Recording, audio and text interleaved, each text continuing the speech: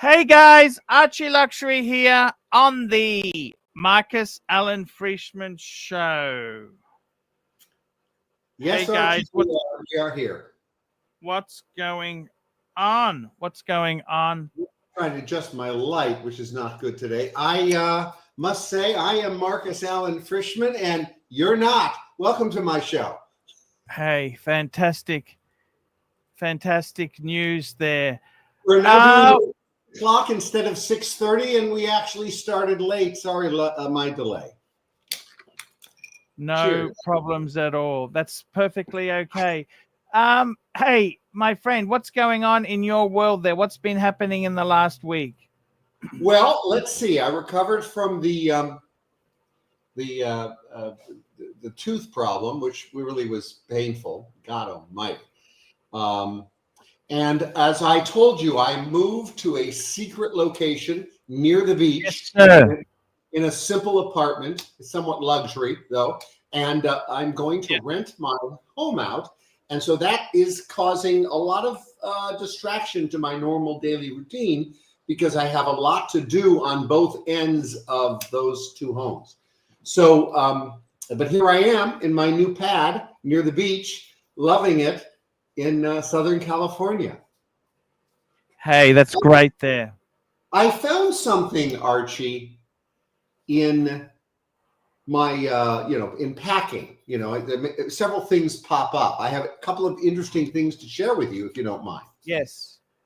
So this book is called Circles of Life, written by Imelda Marcos, the former First Lady of the Philippines, and whose son is now president of the Philippines, and whose husband was president of the Philippines.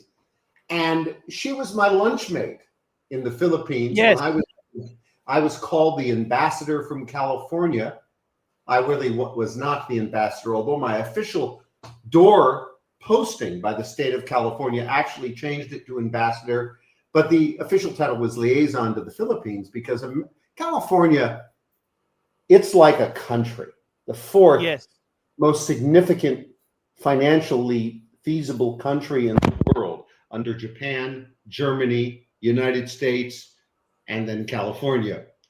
In that capacity, we became the third largest investor in the Philippines. And California had threatened to divest, and the Philippine economy, the stock market collapsed on the threat of possible divestment. I single-handedly, alone in a room, no exaggeration here, and I exaggerate. I am underplaying it. I'll just be one. Well, I'll tell the story. I saved the Philippine economy single-handedly. And the president at the time, known as GMA, Gloria, the president, she and her son, which is the State of the Union, and the year must have been 2004. I arrived in 2003 to be honored by her in July, the morning of the coup. I was the last flight to land before the airports were closed. And this was to embark upon my rising from liaison to ambassador to the Philippines. And as the Speaker of the House of Representatives told the real ambassador to the Philippines from America, a Spanish man whose name escapes me, in the lobby of his home while I was waiting to have breakfast for him, he said, "Mr. Ambassador," I have a picture of this on my Facebook at the very moment I am handing the ambassador my card. The Speaker of the House of Representatives of the Philippines said to the American ambassador, "Mr. Ambassador, I'd like you to meet Marcus Allen Frishman, the real ambassador from America, the only ambassador who cares about the Philippines, the only ambassador who's done anything to help us from America." Those 3 points were memorized, embossed in my brain, leaving that breakfast where he and I had breakfast after he had apparently a shouting match with the ambassador before me in a meeting, because America was denying favored nation status and other significant financial components to the Philippine government because they deemed the president at the time a criminal enterprise. Now, that was not publicly announced. We're doing the backstory here. Publicly, oh, they're the favorite, one of the favorite allies. But in reality, there were many certain specific financial categories that we bestow upon our friends, and they were denied almost all of them. And Gloria, the president of the Philippines, made an unannounced visit at some point to America and was rebuffed by the president of the United States. He wouldn't meet with her. She was deemed, the president there was deemed a criminal component. And that's why she could not get favored nation status. Meantime, that's why the ambassador was told, the American ambassador was told by the Speaker of the House of Representatives to his face, Mr. Ambassador, I'd like you to meet the real ambassador from America, the only ambassador who's helped the Philippine people, the only ambassador who cares about the Filipinos. And then the speaker introduced me to the American ambassador, who had been trying to get me to parties on the tennis court of the American embassy for months. I have never been to the American embassy in person. Later, of course, I became a terrorist hunter, and my handlers through the State Department took a different position when I became connected to that and ultimately went public with it. But the point of this story is this book that Miss Marcos, my lunchmate in the Philippines, and it was tough trying to treat her. I think I only treated her twice. She sent me this in person when we met. Oh, wow. And she says, and I have some pictures. You've seen the pictures. I don't have them handy. Yes. I just moved to a little apartment by the beach to have beach time. And here we are. July. This is, well, it should be July. I think that's what she's saying. July, because I was there in July. July 2023. To dear Marcus, quote, she quotes herself, quote, let us all make a beautiful world, unquote. Love and best wishes, Yamilda, it looks like an L, I don't know, remember her middle name, Marcos. And there it is. And we have a slew of pictures and gatherings, and we meet constantly. And she is taken ill, and I was invited to the inauguration of her son. Both her son and her husband were present in the Philippines. And boy, she has stories to tell, Archie. To make a long story short, my role there was to save this to be honored by the Philippine government. And eventually I became so well known in the Philippines at such a public level that I was approached by Southern terrorist group intermediaries, General Ray, we'll call him. He was a member of the Philippine military. He was not a general, lieutenant colonel, I believe, but his nickname was General Ray. All Filipinos have nicknames. General Ray recruited me to assist a project with the State Department, CIA, and do some terrorist hunting. We found him and we killed him. It took 5 years. And I was responsible for that. So the target location, that was my job, so to speak. So I kept going back to the Philippines for the California government, 35 days, 3 months a year, from 2003 to 2008, if my years are correct. And then I got a life there. So I moved out of the Shangri-La Etza Hotel, where I had designated room 857, 852. I'm having trouble remembering. And it was the showroom of the hotel, and they only rented it to me. When I wasn't there, it was kept open for visits. To be able to show a room. And then I got a condo, and then my client bought me a condo, which we just sold. I split the proceeds with the client. I never paid for that one condo. It was a gift, but I chose to keep it in his name so he would pay the expenses, the taxes, of course. And then I got a life in the Philippines. And that's my little story, but I wanted to show the book because I found it. I found this book in a drawer, Circles of Life. I must be embarrassed by the fact that I say I never read it, but oh, here's a picture just popped out, Archie. This was our first meeting, and so this is a formal photo of Miss Marcos and I. Just popped out of the book. Wow. But this was in Jack Mattai's, a congressman. His mother hosted it, and this is her mother's home. Miss Marcos had 14 bodyguards in the house. She had an unknown amount outside with multiple cars. I had 2 bodyguards. I traveled with 4 usually, but this was a VIP event, and I only had 2. One was in the house with me, one was out with her guards. I moved around for 5 years with up to 4 bodyguards. And then when things really got dangerous, and now there's a bounty on my head from the subsidiary BIF terrorist group, the BIF subsidiary, so forgive me for forgetting the name, and the Al-Qaeda terrorist group, who put a bounty on my head only as late 2019, I decided to travel a bit more anonymously. And let's just leave it at that. So there is Miss Marcos and I have so many pictures of us because we would constantly meet. She gave me a tour of her Makati apartment, which has a story in itself. I could tell it's fascinating. There's not a picture of her husband on the wall. They're all her, floor to ceiling, wall to wall, all 4 walls of the room. And at the end, I said, Miss Marcos, why is there no picture of your husband? It's you and all these dignitaries and VIPs and government officials. And she said, she paused and looked up and she said, I was like the Secretary of State. That was my job. I met with those people.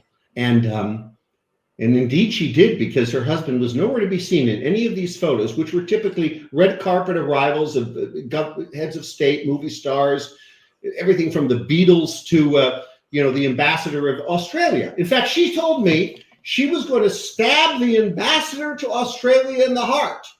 That was her first story. She told me at the table, I don't know what, it must have been, was one of the ambassadors during the year of her tenure. And it's a great story. I mean, I have so many stories I can tell that she shared. But that is a little snippet into my strange career in the Philippines on behalf of the state of California, saving the third largest investment in the Philippines, for which the president gave me no credit, but she brought it up in her sauna. I was invited to her sauna. I thought I would be standing and being honored when she said, there are 4 economic moves I've made to improve the Philippine economy. And when she got to, I think it was 3, which was my project, I was ready to stand. I was out in my suit. And she never said a word about it with regard to me, but she took full credit for it. That's fine. I did it. Interesting story there, Marcus. Interesting. We've got some hostility there. Was Imelda she was quite a smart lady. A lot of these books, or they were ghost written, a lot of these books. Well, what do you mean a lot of these books? I don't. She wrote a few books. Oh, yeah. I just don't know that. I mean, she gave me this. Who knows? You know what I did say to her? I said I would love to do the story of her life, but she called me Little George Hamilton, Little George, because she knew George, and she thought I looked like him. I had a dark tan. I always had somewhat of a tan, and I don't know why she would call me that, Little George. Filipinos tend to nickname people, and they make their own nicknames up, and that was my nickname, only for her, Little George. George Hamilton, he's 30, 40 years older than me. He looks great, though. I mean, if you've seen some pictures of George Hamilton, my God. But yeah, I went there on behalf of the state of California, and on behalf of the state of California, I was bestowed upon this badge. I actually have 2 of them. One's flat, one's kind of rounded. You can wear without it bulging out of the wallet. And this certifies that I was a California constitutional officer. What is that? A constitutional officer, my count's correct, it's the jobs listed in the state constitution. There are 14 of them. Some are elected, some are appointed. One was the governor, one was me. And then there were some more important people in between than me, less important than the governor. And I controlled the largest agency in California as a political appointee. And before that, of course, I did other things in politics, career political appointee, I served in Washington, I served in the city council, I served in the county supervisors, I served in the legislature, I ran the agency that is the largest office, constitutional office. My boss was elected, but the second in command is also a constitutional office in the particular position I had. Not all second in commands in California are constitutional officers. For instance, the chief of staff of the governor is not a constitutional officer, but the deputy secretary of state, the deputy attorney general, the deputy other deputies like myself of an agency under an elected were deemed constitutional officers. That was what I did for eight of my years of my 20 years of public government service. I've served in private sector as well, maybe for another 15 years.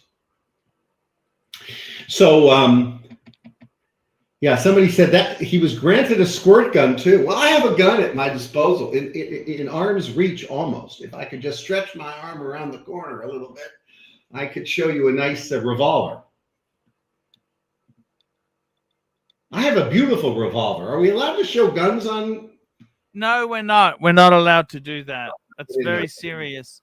Oh, is it? Talk to me, Marcos. Talk to me. I got to ask you something there. I was actually scouring the internet and I found a video I wanted to show you. Well, all right. That's a bad sign. Go ahead. Okay. I wanted to show you a video from the Philippines. Oh, okay. Excellent. And let's take a look here. Okay, so here we go. We're back again. We are driving almost 1 hour to get here from Makati. And then finally, I don't know what's the name, Travis, but the foreigner who is begging for everyday life to survive. So there's a foreigner in the Philippines who's begging for money to survive. There is a theme of that on YouTube. I've seen several of them. Go ahead. He's here, right? Like that. Oh, so you live here? Yeah, just big enough for a bed. Can we go in? How are you? Nah, I've been better. Things are just really hard. Oh yeah. How long you've been here in Philippines? 3.5 years. Oh wow, 3.5 years. That was long. Wait, where are you from? America. America. What states? Indiana. Indiana. You're familiar? Next to Illinois. Illinois. I know Illinois. Yeah, right next to Illinois. What's the reason why you go here in Philippines? To get married. Oh, to get married. Yeah. Oh, it's okay to ask again, like, what happened? Oh, I mean, it's a long story. It's a long story. Basically, he put money into a business that didn't go so well. In the Philippines or in a... Yes. Oh, look, I see these guys trying to start a business in the Philippines. Do you know why Filipinos, do you know why that more than one third of the national Philippine budget is remittance money from foreign workers? It's because there aren't jobs or work in the Philippines. It is very difficult. Now, forget about the job part. Let's go to what's even more difficult. Being a businessman in the Philippines first of all, you need a Philippine partner, or you're going to be completely illegal. He must own majority of the business, and then good luck, because the monopolies that control Philippine businesses, all of them, we don't have any sense of this in the West. There is one guy that owns all the malls. Well, really, there's two, right? There's one guy that owns, I could run through the list. One guy, one woman, one guy, one woman, and we just fill in the blank of whatever business you might come up with, and they're all owned in a monopoly fashion by the controlling families, quote unquote, the oligarchy of the Philippines, who has created a slave caste by choice because there's nothing third world about them. They have the finances of a first world country. They have amazing debt, but the fact is they're not short of money. Like all the other third world countries are broke. The Philippines is rich. The government is massively rich. 4.5% of the population there are as wealthy as the 1% of Americans. Okay, we call it our 1%ers. Well, our 1%ers are 4.5%, almost 5% of the Philippines and growing. That's a massive amount of wealth of individuals controlled in the Philippines. So this guy think he's gonna come there and break your business and make money. I'll end with this. If you get to the Philippines and you're homeless as a Westerner, Yep. there is, I say politely, of course, and I do feel sorry for him, and maybe we should pray for him after we get off this. But you are a fool, and you are pathetic. And I've not offered my opinion. I just gave you empirical fact because of the complexities of dreaming you're going to have a business in the Philippines. Oh yeah, there's exceptions to everything. It's unlikely.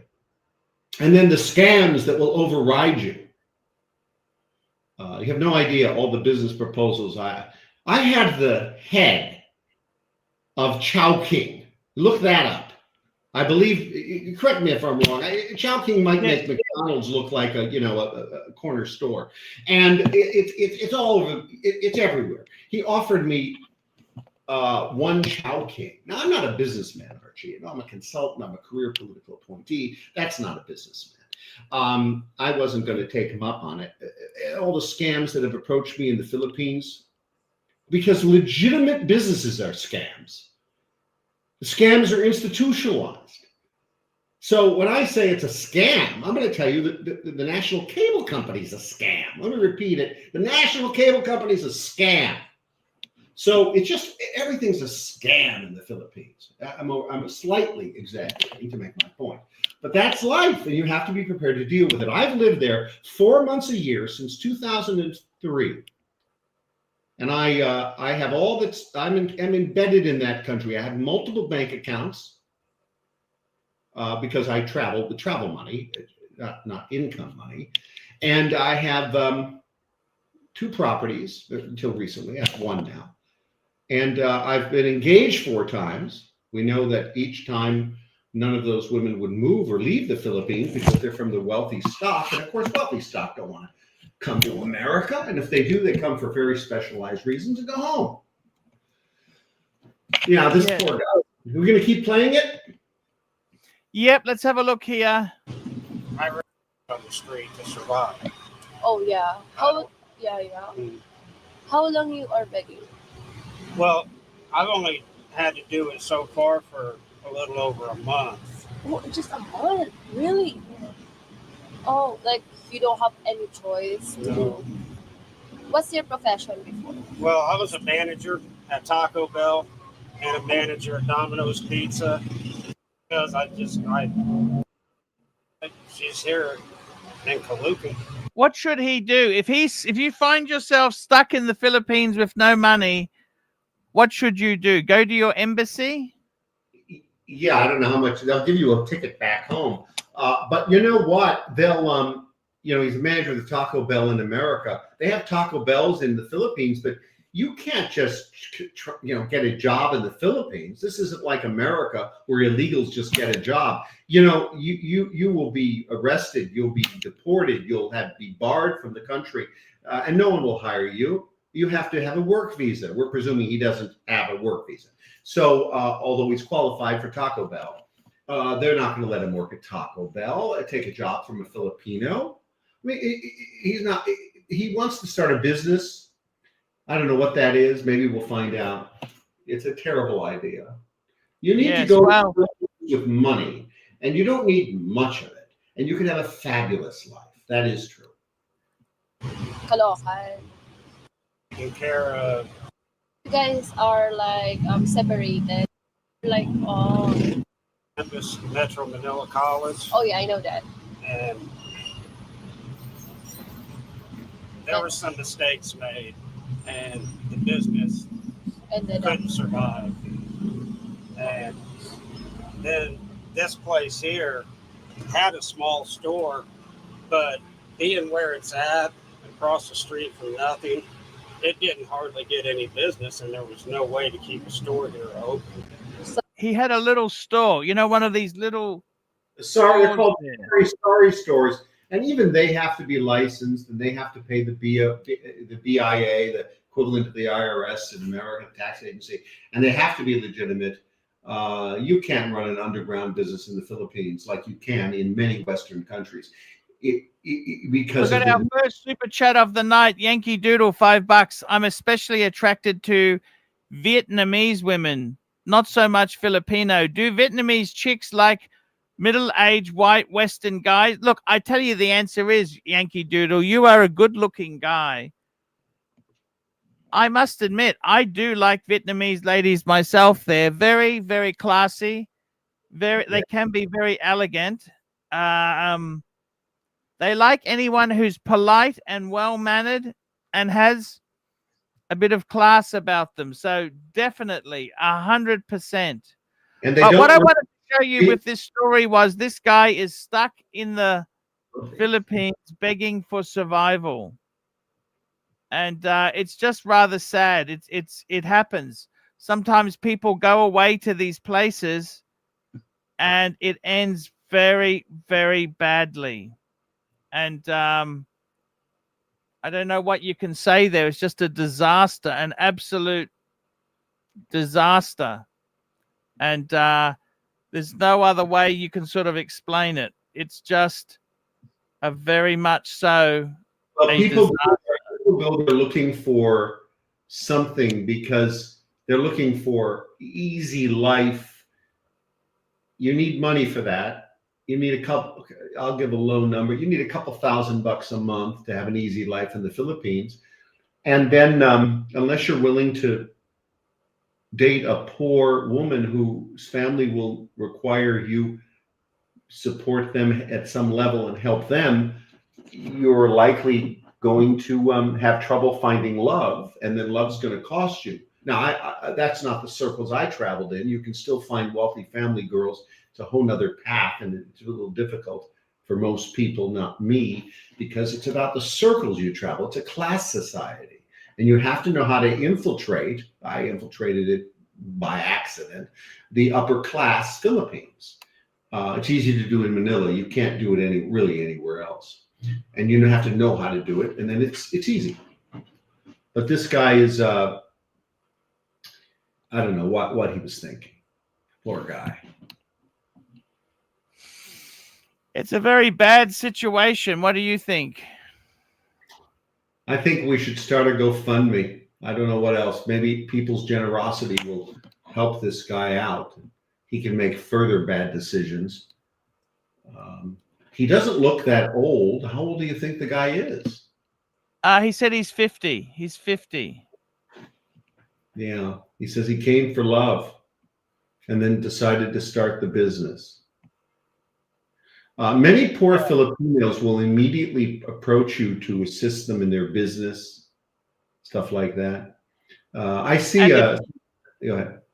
It's very sad. Like he seems like a nice enough sort of guy, you know. Like he's tried, but it can, in Asia, things can go very badly quickly. Oh yeah, very badly quickly. And you know the reverse of that is that with a little, I keep going back to a little money. A little money gets you out of big things. Yes. It's just the way it works. I'll never forget, I was just, my taxi driver, this was a taxi I was in, not a private driver. And they don't pull over the private drivers because they don't know who they're dealing with. But when you take a public taxi, sometimes they'll cause you trouble. So they pull over the taxi driver, shake him down for 300 pesos. Or give him a real harassment to accelerate the problem. I remember getting out of the car and looking at an officer and said, "Officer, I had a letter that I carried from the Speaker of the House of Representatives that was a rite of passage." And I showed him my letter. And I said, "Certainly we could pay the fine now." And I handed him 300 pesos on behalf of the driver. And he said, "Yes, sir." And he stepped away and left. They don't like to give foreigners trouble, but they'll They're local Filipinos' trouble. Let me tell you that. A foreigner is very safe in Manila. If you leave Manila, all bets are off. I see. Good point there.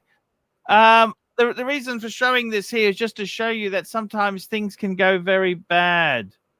Very, very bad, very quickly. Who have we got here? We got some super chats. Ken Newton, $2. Link to join. Well, the link is only we actually run a show, just me and Marcus. We normally don't let other people on. Chief Tit member for 1 month. Are you a sleeper cell now that you're infiltrated? I'm a sleeper cell now that I'm infiltrated. I don't quite I'm neither a sleeper cell nor infiltrated. I'm not sure I understand it, the question. But I'm neither a sleeper. I think that's a joke of some sort because I don't. There's somebody asking if I sniffed Milda Marco's shoes. No, but I will tell you a joke she told me. I think she told it to me well after meeting her many times. She said, you know, Marcus, they went into my closet looking for skeletons.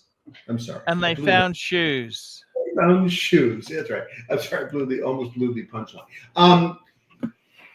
And some guy says this guy's full of shit. That's one of your watch aficionados. Of course, he doesn't know what he's talking about. It's amazing how fast people judge you. You know, it's judge you. I'm amazed by that. Yes. Speaking of being judged, I have a picture on my Facebook, and somebody came into my Facebook recently because it was a public photo. Some of my pictures and videos are public, not all. And they sent me a message, and they said immediately, in the context of what they were talking about, they said, I see you're with this woman. You must be married to her. This must be your wife. Some language like that, which a declaratory statement. Yeah. And I emailed the message. You'll get my point here. I emailed a message back to this person, and I said, if I was standing next to a man, would you say he was my gay lover? Where would you draw a conclusion from that visual? Because a man is standing next to a woman, he's his wife, his girlfriend. For all I know, it could be a complete stranger or a fan. You know, I had some fans that took pictures of me. Maybe I don't like to take full body selfies. I don't know. So people judge you. It's a terrible thing. Everyone, let's just believe what people tell you until you have reason not to. Reason, not emotional baggage that creates fake things in your head. Is someone saying the super chat option is broken, Archie? I don't think it is. Maybe you need to get a better Wi-Fi system. Now, people are asking for Edith. Edith will be back someday. She knew the show was available. She works from 3 to 11 Florida time, and that conflicts with our time here, unless she's off. And yes, it's so, you know, what happens to people who are stuck overseas? Did you have much to do with people who are stuck overseas in the Philippines and have absolutely no money? I've heard of it, and I've watched YouTube videos about these events, and the embassy will help you at some level, but they'll do a full investigation to make sure you don't have a family, you don't have any means or friends, and in the end, America will take care of you. They'll send you back, and there'll be someone to help you sort your life out here. But you want to be, you don't want to overstay your visa in the Philippines. Now, Americans get a certain amount of time visa-less, and then you have to apply for a visa, and they'll give various extensions, and they've recently updated the statuses. But if you overstay, you're going to be fined. You can't get out. I used to routinely overstay, but because I was a VIP, because I had no time to go upgrade my visa, I would just pay the fine at the airport. Now, when they stopped that, and my embassy, my Philippine immigration representative, who I have a personal one, he was the man that actually physically signs every visa. There's one man, and he signs every visa in an office. He's the visa signator. And I would visit him, and he'd sign me off and give me one visit, one extension. I was in and out of immigration in 15 minutes while all the other foreigners were in line for 2 hours. But I used to not do that, overstay and just pay the fine. And then one day they reached out to me and said, you can't pay the fine anymore. We don't do it. We'll just not let you fly. Oh my God. So I had to report to the Office of Immigration in the Intramuros location of the Philippines in Manila, and the visa signing officer would expedite my extensions, and so I always got a visa after that. But they treat That's people. the problem, isn't it? Really? What's that, Archie? That's the problem, isn't it? You got to be so careful, don't you? You want to be careful. You don't want to give the Philippines any reason to bar you or block you or cause you trouble, because they will. And foreigners cause all sorts of trouble there. Yes. I watch the foreigners. I see what they're doing. They cause all sorts of trouble. Yeah, I see what you're saying there. It's a lot of people can get in trouble there. They go there with big ideas. How much do you think you need a month? Could you survive $1,000 US a month in the Philippines? I watch the videos that talk about $1,000, $1,500 in the provinces, but I would live in the provinces for a variety of reasons. But in Manila, you need a couple $1,000, and that will get you a lot. Now, I know what I spend in the Philippines. I spend twice that in a month, but that's because I'm on the planes. I'm in hotels. I like to move around. I don't stay in my condo. You're expected to treat everybody because you're the American. If you're taking people out to lunches and dinners. And particularly now that I'm no longer an official. In the old days, I was always treated to bad food. I didn't like the Philippine food.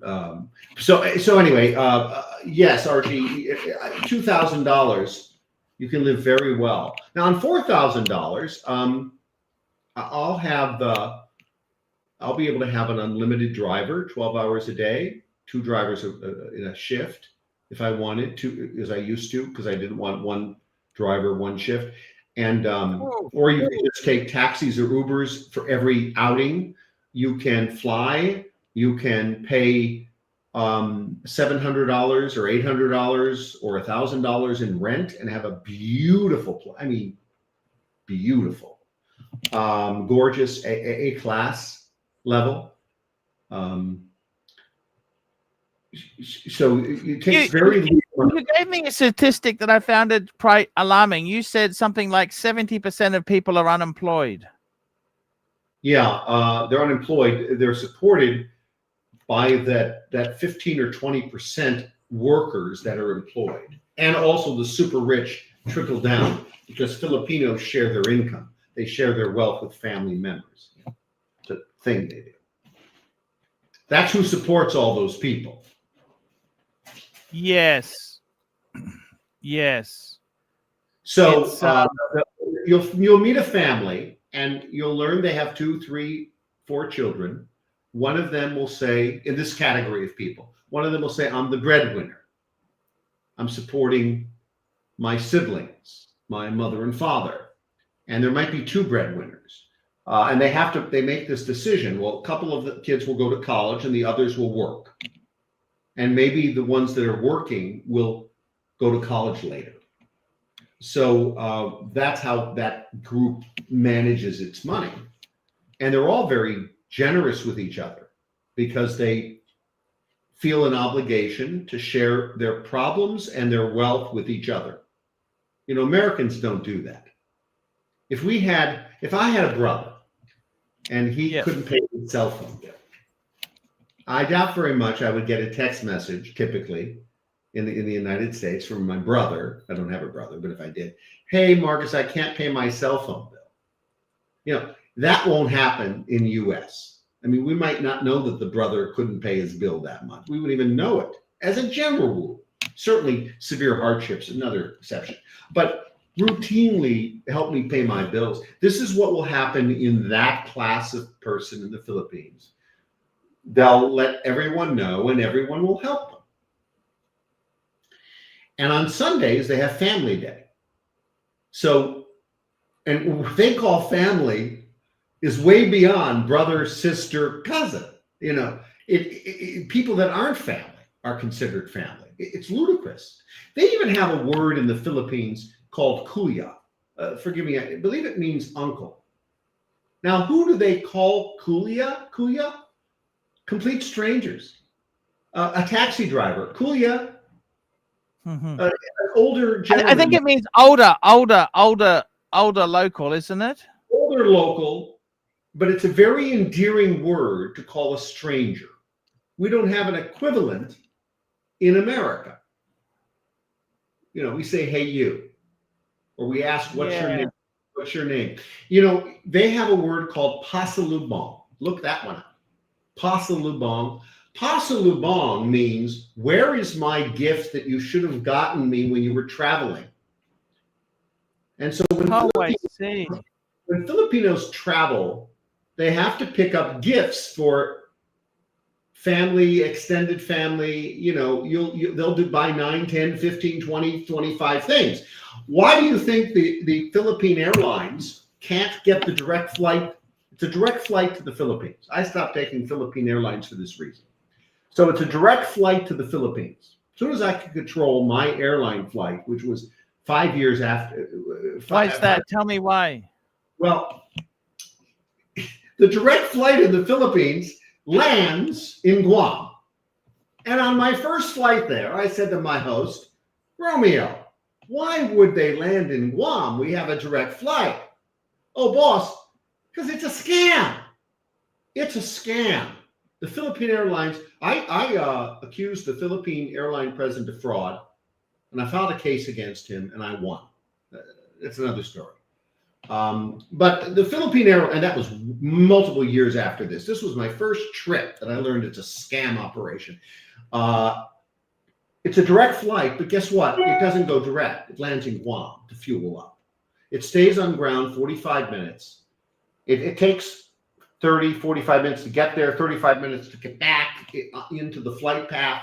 Yeah, it's an extra 2 to 3 hours. It's ridiculous. And they do it. Here's why. On the way to the Philippines, the plane is so freaking heavy because all the Filipinos are building boxes. There's a name for these boxes. You have to look it up. The boxes shipped by Filipinos. They're massive boxes, and there's a name for these boxes. And you can get it at any American box store. And you fill up your box with all these goodies because you have a duty to bring pasalubong to the Philippines. And it overweighs the plane, and so they can't actually get to the Philippines without landing. So your direct flight will never happen. And partly, I believe, you'll have to look this up, but I believe the wind goes in the opposite direction, so that affects the flight. Whereas on the way home, it's always a truthfully direct flight. So they just lie to you. They won't tell you about the Guam because nobody gets off or on. We just sit there and pick up gas. And it's ridiculous. It's a complete lie. What a scam. So we got a super chat here. One Up Trading, $5. Arch just left the LA Auto Show. Nothing exciting in the car scene right now. Just a bunch of EVs. Yeah, the LA Auto Show used to be the thing. It used to be the place. I gave that up almost 10 years ago. The Los Angeles Auto Show is world class, as you can imagine. It was the best place to go. It was so fun.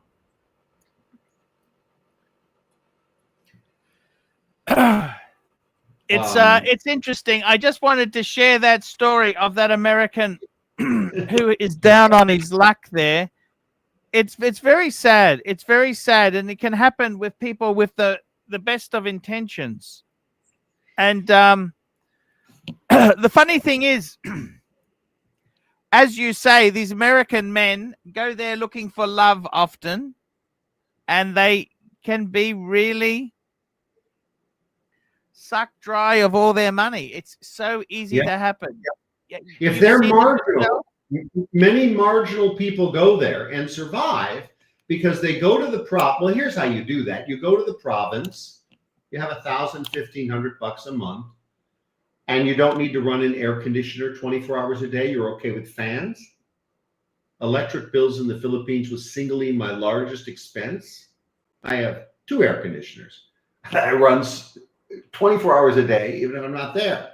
But there are Americans that can, because they don't come from California, they don't come from Florida, they come from wherever they come from, and they can deal with the weather there more than I can. But they will deal with fans. You know, Archie, we have somebody that has been around a while in your chats. They use my old dead dog Walter's picture. I used to call him Sir Walter Raleigh. Yeah. And their name is @not Sir Walter. And they use my old dog's picture. I have no idea who these people are. Marcus, I fell in love with one of the security guards. Marcus fell in love with one of the security guards, like the movie Bodyguard. My security guards were men, and they weren't security guards, they were bodyguards.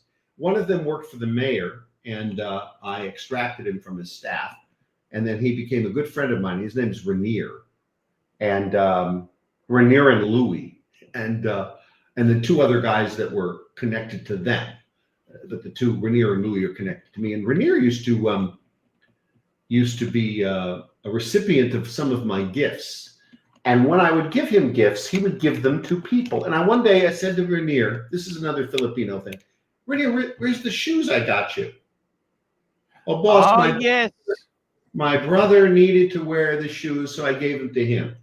I let him have it. I said, if you give my gifts to people, I bought him a watch, I remember. If you give my gifts to people, I'm never going to buy you another gift. It's not an American thing. You know. Now, look, the Philippines has wonderful traditions that we don't have. There's so many wonderful things to say about the Filipinos and Philippines, but that's not as interesting as the critical stuff. The loud music that blasts outside every venue. When I say venue, you just walk down the street, every single store has music blasting out of it in the hallway. They have speakers along the sidewalks, blasting in the restaurants. I enter a restaurant, I get them to turn down the music. They do that. They're very accommodating. And, you know, the cold food and you know, just so many things you have to deal with in the Philippines. Yes, that's always the case there. And it's, what can you do? What can you do? What can you do? It's well, you can't do much, but focus on, because I have a video, the terrible things I hate about the Philippines. It's very entertaining. People think I'm so negative. Look, I do it for fun. You can focus on all the great things. Look, the fact that Filipinos have this sense of family that is just so close, and they put on these Sunday events with family, I think that's fabulous. We don't really do that. We don't. When I say family, Archie, they're inviting uncles and cousins and neighbors and everyone's family. A family gathering in America is, you know, your wife and your children, maybe your parents. Yes. Maybe not. Yes. No, that's very true. I wanted to ask you, what is, you yourself, you've decided you moved out of the big house and you moved into the beach house. Yeah. Near beach. Near beach. It's not on the sand. It's 3 miles from the beach, but down one road is just one road to Pacific Coast Highway, which is where the beach is at. Yeah. And I'm not disclosing my exact location. No, of course. Yeah. How do you find it? Do you enjoy the change? Oh, well, first of all, change just in and of itself is exciting. And I had been at the same residence. I ordered that little house to be built in 2004, moved in 2005, and didn't really enjoy my home until 2008 when I ended government service and had time to spend there. And then so change in and of itself. But then this idea that rental market is so substantial in Los Angeles that I could get thousands of dollars a month for my home is rather interesting. And then that pays for this and gives me some extra. And Archie, I'm transitioning. I'm trying to not work, not do consulting. I've been doing consulting since 2010 consistently. Now, while my income was substantial, my workload never was. I don't think I worked more than 20 or 25 hours a week, and that was the maximum in all those years. And I took 4 months vacation a year, so it's not a lot of work. But I didn't want to do that. I'm a man of leisure, so I want to not work. And I have a retirement. I have my savings, but I don't want to touch that. And I would like to see if I could live on my significantly reduced budget, which doesn't involve income from work. And I'm excited about that. I remember bragging to friends recently, as of January 1, 2026, my goal is to have 0 work income. I've never had a goal in my life, swear to God. I haven't. I have a goal.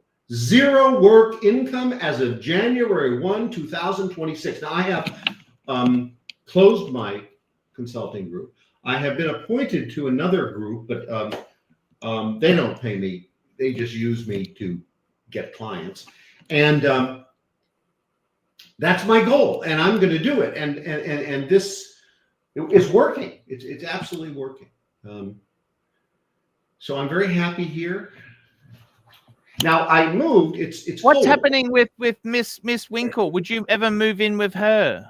I would move when she's ready to commit to a full-time relationship and not be off on her work ventures. Do you have enough money to support her? Yes, but I'm sure I made clear to you, she'll be supporting me. Yes. In more ways than one. Yes. And then maybe we could expand my lifestyle. So I'm not I'm living within this new budget, which is nice. It's kind of a thing I've never done in my whole life, frankly. But I like this EDW 6410. I had a family once, he says. There are advantages to not having a family. I have 2 sisters. Let's just put it this way. I've always considered myself an only child. Yes. It's quite fascinating. I must say, it's quite fascinating to. I'd never imagine you downsizing like you have done there. There's a lot of people who are moving away from LA. The taxes are killers. The taxes are very high. The taxes. I'm out of LA. Fair enough. I am out of Los Angeles City and Los Angeles County, which is the greater Los Angeles area, by about 35-minute drive. So I'm close enough, but I'm in I want to call it let's put it this way. Most beach communities adjacent to cities are urban or city beach communities in Southern California. Yep. I'm in one of the few, there are several, what I would call rural beach communities. I have farmland surrounding me, but I'm in a very significant upscale designated neighborhood. It's a neighborhood of homes, apartments, townhomes, and It's very small, but it's very dedicated enclave. And it's 13 miles from any structure or building, meaning all of these homes, apartments, and townhomes, you have to get in the car, drive 13 miles before you discover a gas station, a Jack in the Box. There's nothing between me and anything 13 miles. Now, that may not sound like a lot from a guy from Australia. I don't know. But when you come from Los Angeles, there's no such thing as being 1 mile from anything. Nothing. Anywhere. You cannot be anywhere in the city of Los Angeles and be 3 blocks from anything. It is just continuous development. Driving from one end to the other without traffic in Los Angeles would take 2 hours.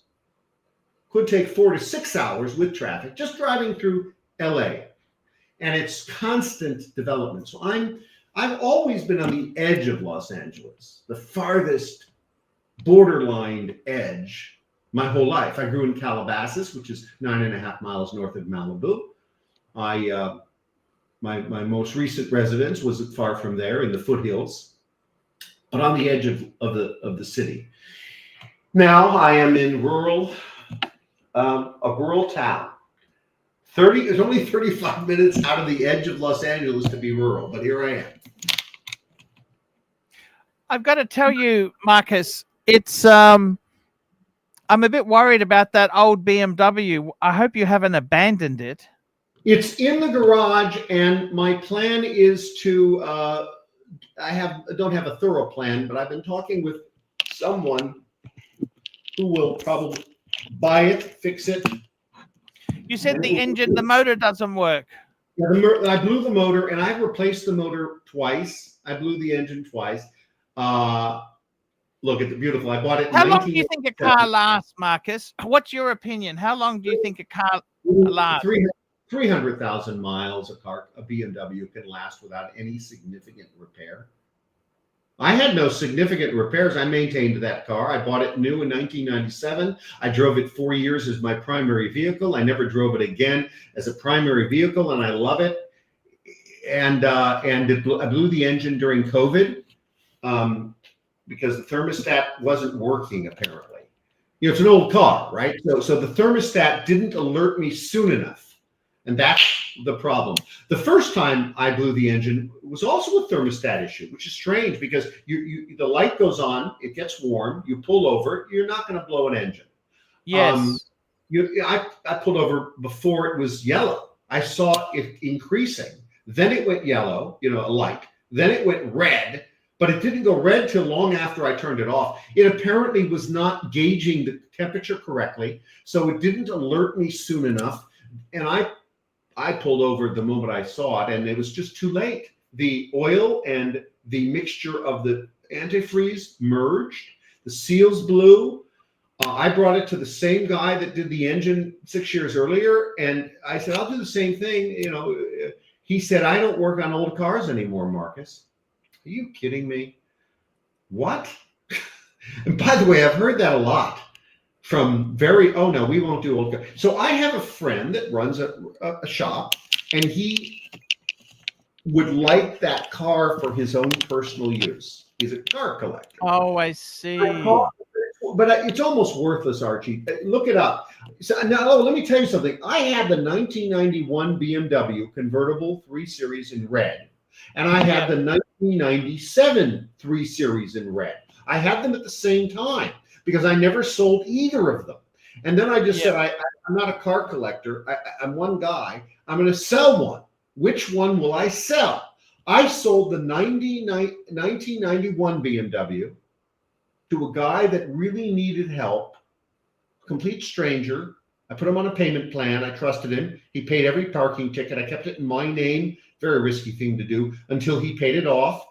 His name was Ansel Adams, of all names. And he has a son named after him. And I came across the son on Facebook, and he said, you changed my father's life. I had found the contract, and I wanted to look up this Ansel and see if he had the car that I sold him, the 1991 red BMW. I found his son. his son says, he's a friend of mine on Facebook, son said, my father died, but I know who you are. I said, how do you know me? You sold my dad the BMW. Now, what year would that have been? About just before 2000, 2001, 2002, something like that. And it changed my dad's life. And he went on and on thanking me. And here was the details. Apparently, he became a paralegal on the way to becoming a lawyer.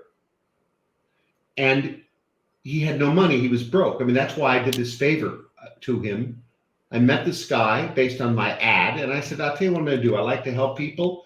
You just give me $400 a month to pay this off. I'll keep it in my name. You pay every darn parking ticket because it's going to come to me. And if you don't, I'm going to have the car towed. And I put a GPS locator, and I said, let's do this. And we did. And he was so grateful. I never talked to him again. He paid his bills, he got parking tickets. He paid every one of them. And I ran into his son who told me. That's a nice story. Yeah, told me his dad needed that. He was coming through recovery and just, alcohol abuse. And anyway, it somehow changed his life just having this car. Oddly enough, the neighborhood I live in now, near the beach, the near beach guy, I call it the near beach apartment. Ansel lives somewhere around here. The funny thing is, that series, that would have been the 1991 convertible, would have been an E30. It's a very boxy one. The boxy one, and they're actually quite collectible. They're very collectible. That was the point. I got sidetracked. That's the one after it. The other one you had, it was actually a better car. It was a better car. They were much. But I loved them when they were new. Fuck, I thought they were so cool. That's why I kept that one and didn't keep the other one. And furthermore, Archie, that car still has the current body style. If you look at the 3 Series now, it's very similar. It hasn't changed. But I totally agree. Marcus, I'm going to have to end the show. I want to thank the Super Chatters, Yankee Doodle, Ken Newton, Chief Tit, and One Up Trading. Guys, it's been a great show. Thank you so much, Marcus. Next week, we'll do the show again. 6 o'clock Pacific time. I'm Marcus Allen. Thank you, sir. No problem. Okay, Marcus. Thank you so much, man. I love you. You have a great weekend. Well, what's left of it. And I will see you next week. Next week. See you later.